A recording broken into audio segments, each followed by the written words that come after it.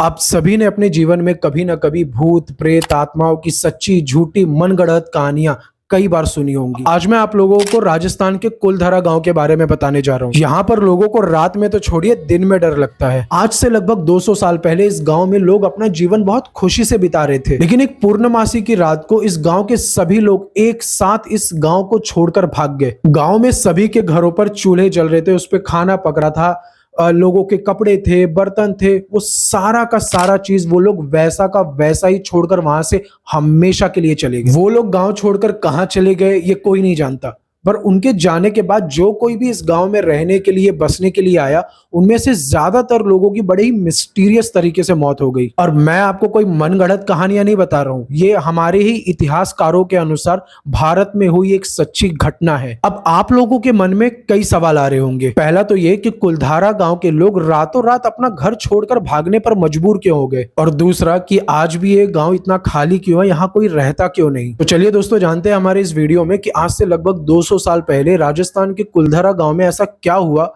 कि लोगों को रातों रात अपना घर छोड़कर भागना पड़ा। तो दोस्तों, आज से लगभग 200 साल पहले तक इस राजस्थान के कुलधरा गांव में और इसके आसपास के इलाकों में 600 घर हुआ करते थे, जिसमें पलिवाल ब्राह्मण रहा करते थे, और ये सारे ही लोग बड़े शिक्षित, धनी और बड़े ही समृद्ध परिवार थे। इनके कुलधरा गांव में व्यापार, खेती, ये सारी ही चीजें बड़े अच्छे से की जाती थी। इस गांव का एक दीवान था, यानी कि टैक्स कलेक्टर, उसका नाम था सलीम सिंह।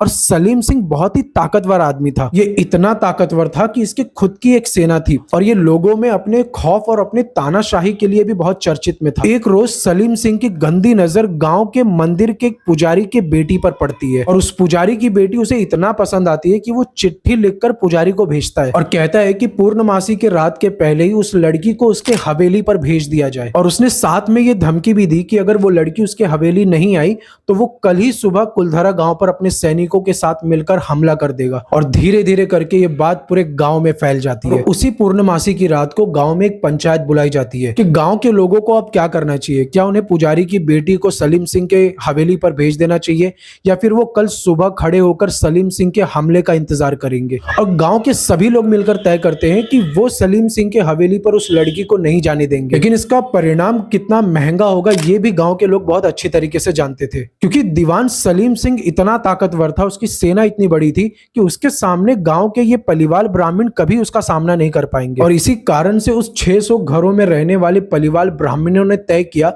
कि वो इस कुलधरा गांव को हमेशा के लिए छोड़कर चले जाएंगे। पर जाते जाते पलिवाल ब्राह्मणों ने अपने ही कुलधरा गांव को ये श्राप दिया कि उनके जाने के बाद इस गांव में कोई भी दोबारा आकर बस या रह नहीं सकता। घरों में जलते हुए चूल्हों पर रखे हुए बर्तन, घरों में रखे हुए कपड़े, वो सारी की सारी चीजें उन्होंने वैसा का वैसा ही छोड़ दिया। उस रात पलिवाल ब्राह्मणों के जाने के बाद अगली सुबह सलीम सिंह ने कुलधरा गांव पर चढ़ाई की, और वो देखकर ही दंग रह गया कि अब इस गांव में एक इंसान नहीं बचा। तो बाद में सलीम सिंह के ही लोगों ने वहां पर बसने और रहने की कोशिश की। उनमें से ज्यादातर लोगों की बड़ी मिस्टीरियस तरीके से मौत हो गई, और कुछ तो बड़े खराब एक्सपीरियंसेस के वजह से वहां से हमेशा के लिए भाग गए। आज भी ये जगह ऐसे ही खाली और वीरान पड़ी हुई है।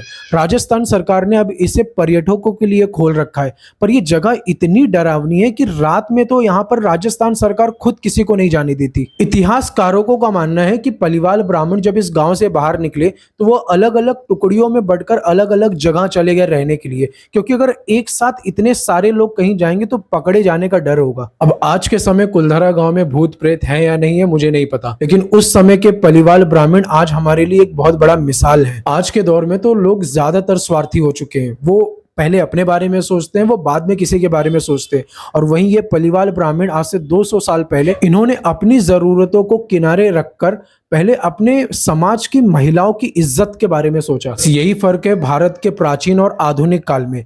पहले समाज में लोगों के बीच में भाईचारा और एकाग्रता बहुत ज्यादा होती थी, और आज के समय फूट और बंटवारा ज्यादा हो चुका है। अगर आपके भी समाज में दीवान सलीम जैसे लोग पनप रहे हैं तो आपको भी पलिवाल ब्राह्मणों की तरह एक होना होगा। अगर आपको वीडियो पसंद आया तो हमें लाइक और फॉलो